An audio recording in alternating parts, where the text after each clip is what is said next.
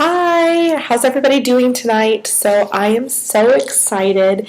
This video is going to be um, a little bit, it's going to be a lot, but I'm hoping that you'll just stay with me and that you'll learn and grow a lot from what I'm about to teach you because I'm about to blend the last week and this week together. So I'm going to blend fear and love with our belief systems, and I'm going to show you how they kind of are just so intermixed with each other, right? Because our thoughts create our feelings, and that drives our actions, which get our results. So fear and love would fall in the feelings, and beliefs fall in the thoughts. That's what actually creates the feeling. And what's really interesting is the way that fear is produced inside of our brain. It's when we feel fear, our fight or flight response is activated. And there's actually been studies that's really interesting. There's actually been studies that basically say that most of the human race operates at a low level of fight or flight all day long. So any negative emotion would be fight or flight. And you can operate at a really low level of it for a very long time. And it's actually proven that it causes illnesses. It can cause pain in our body, like physical pain. It can cause any kind of sickness. There's a really cool book by Lisa Rankin called The Fear Cure, and it talks a lot about this, about how it's actually really bad for our health to stay in fight or flight. And that's produced fight or flight from any negative emotion that we carry. So where does negative emotion come from? Negative emotion comes from when we have a belief system about life. For this training, I'm going to call it a blueprint. So essentially, everything we believe to be true about life is our blueprint. That's our belief system. And whenever our circumstances in life match up with the belief systems that we carry, then we experience joy and happiness and positive emotion. When it doesn't match up, we experience fear and negative emotion. And then there's a subcategory to that, which is when we believe it doesn't match up and we believe we can't control it, or that we can't fix it, or that we have no control over it at all. That's when suffering happens.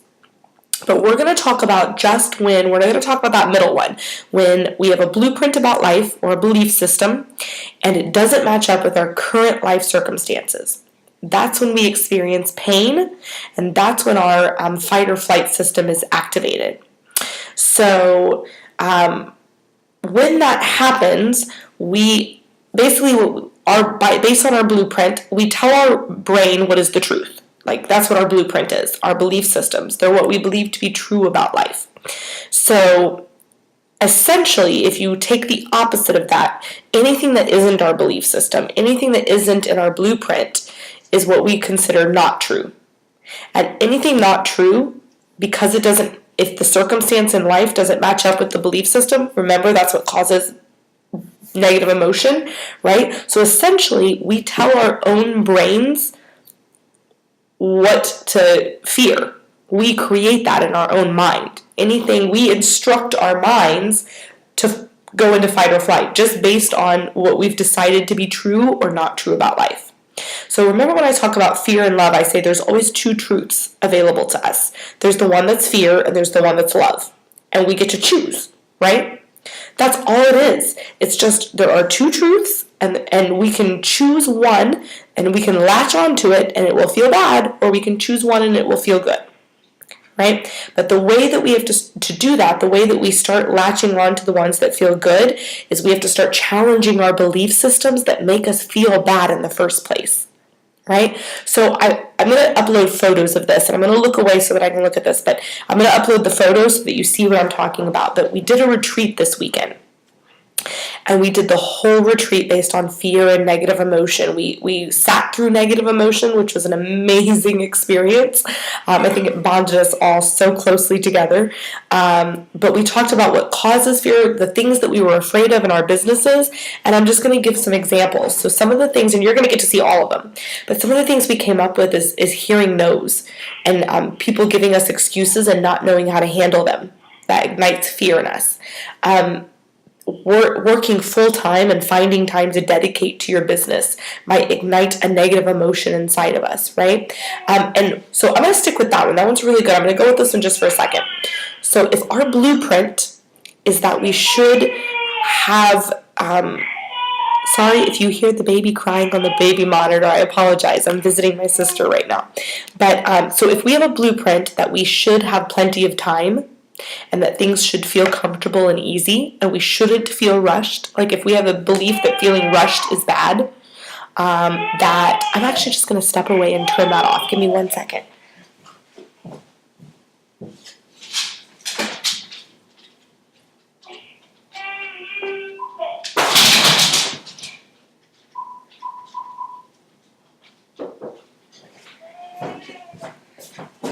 Okay, I'm back. I didn't want you to hear that in the background and be distracted.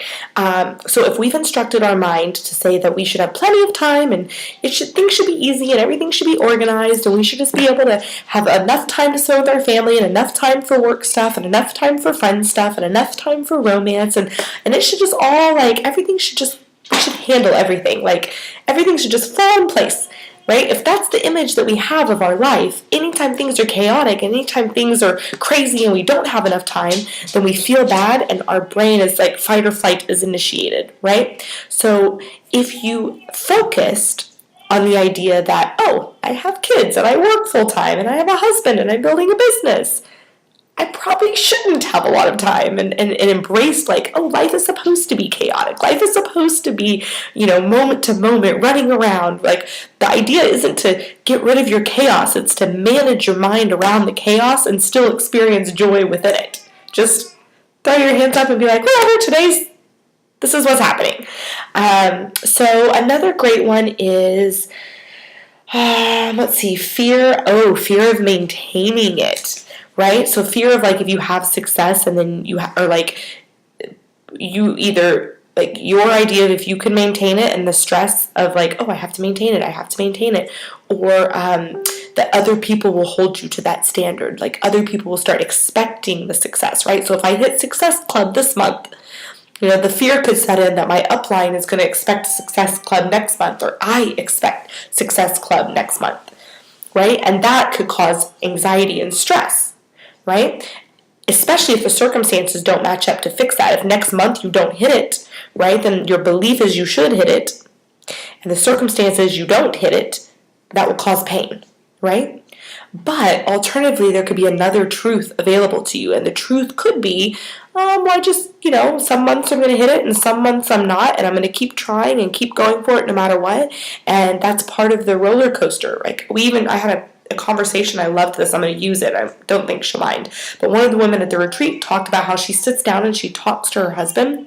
She shows him what she makes every month, takes a snapshot, the good months and the bad months. So she'll say, honey, this month it was $800 less than last month. That's part of the entrepreneur process. So that he expects it and he doesn't think something's gone wrong. And so now we're both just on the same page that owning a business is kind of like this when it comes to making money.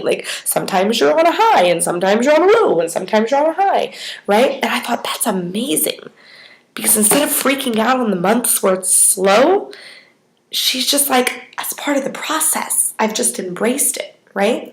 So then what happens is when you have that thought, that it's just part of the process, and then it happens, it doesn't go against your blueprint because your belief system that's part of the process. So your fight or flight doesn't get ignited when you have a bad month. So you're not in negative emotion, and then you're still, even on your worst months, able to stay present and happy and excited and do the same actions you're supposed to take even when you're in a bad month. It's amazing, right? So it's all about what we tell our brain. We instruct our brains on what to be afraid of.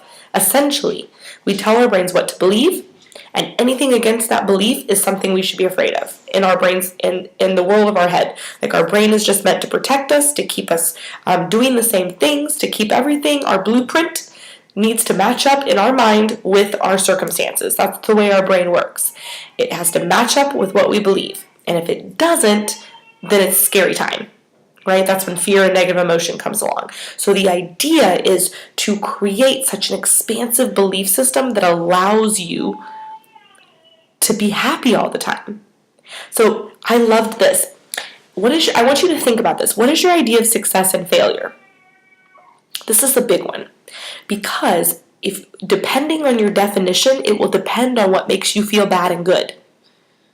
Right? So depending on your definition of what you believe to be true about success and failure, that's what will be dependent on whether you feel good or bad no matter what happens. So you can work to set yourself up for success. So for example, my belief system about success is anytime I get a result that I want or a result that makes me feel good, right? If I get a result, it makes me feel good, I'm successful. That result could be anything. It doesn't have to be money. It doesn't have to be anything. It doesn't have to be tangible if I feel good about it. So even if I fail, right, even if I fail to miss what say I wanted to add 5 clients to my private coaching practice. That's what I have available right now. I want to add 5 people to my private coaching practice, and I want to do it in March. All right? Now, say that my idea of success is hitting those 5 clients. Like my success is tied to my idea of success is tied to the result that I want. If I don't hit it, then it doesn't match up with my blueprint, and I feel negative emotion.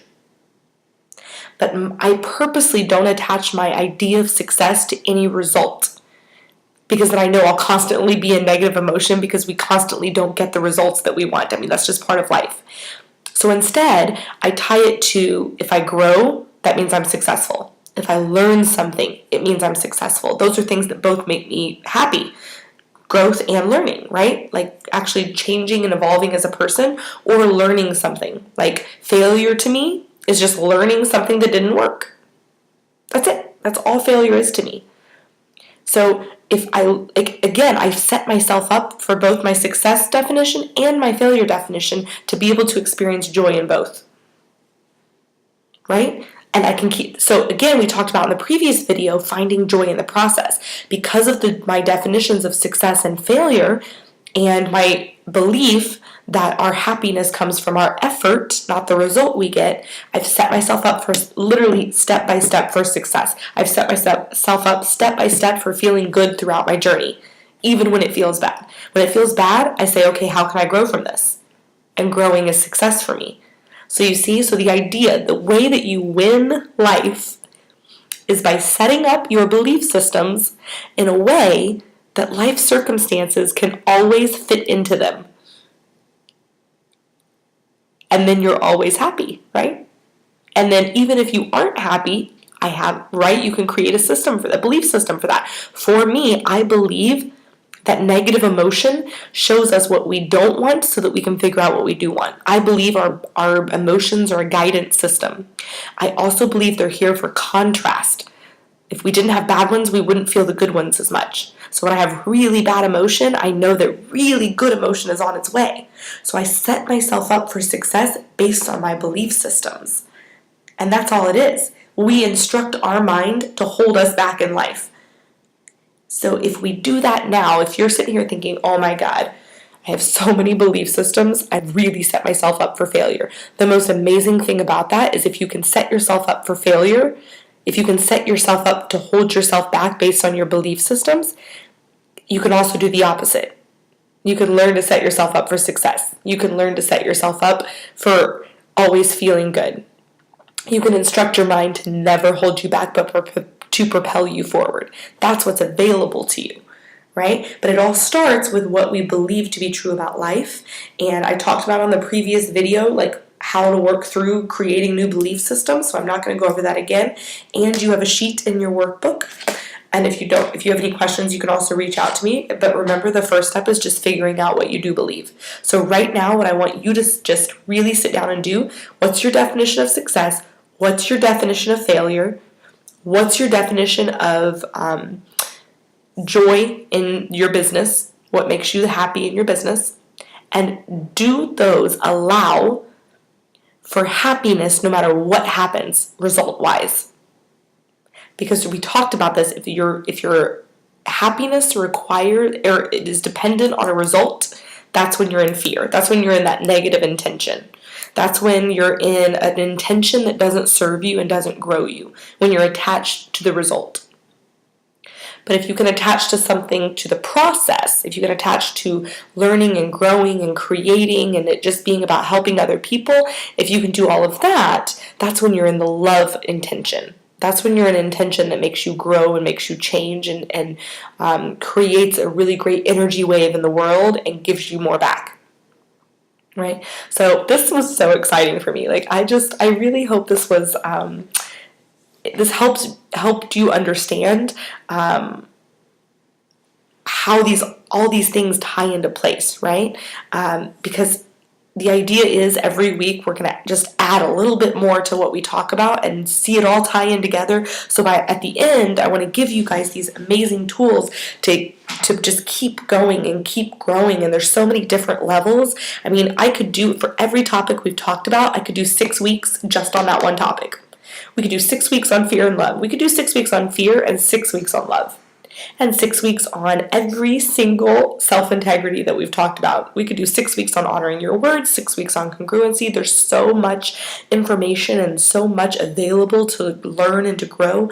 But the idea is to give you like little snippets here and there so that by the end of the 6 weeks, you have a really big picture of what this is supposed to be like and how you can grow quickly in your business. So I hope this helps. I love you all. And send me that. Send me, like, I challenge you, send me your definition of success and failure, and if it is not going to be helpful to you in this journey to keep that definition, what could your definition be, right? So my definition is anytime I am happy with the results, or anytime I feel good about the result, right? Or anytime I learn something or grow something, that's all success to me. Just being happy with what I'm doing in life. And then my definition of failure is just learning something that didn't work so that I can figure it out for the next time. So I can get I'm getting a little bit closer to what I want. I'm getting a little bit closer to perfection. I'm getting a little bit closer to polishing, right? I'm just getting a little bit better each time.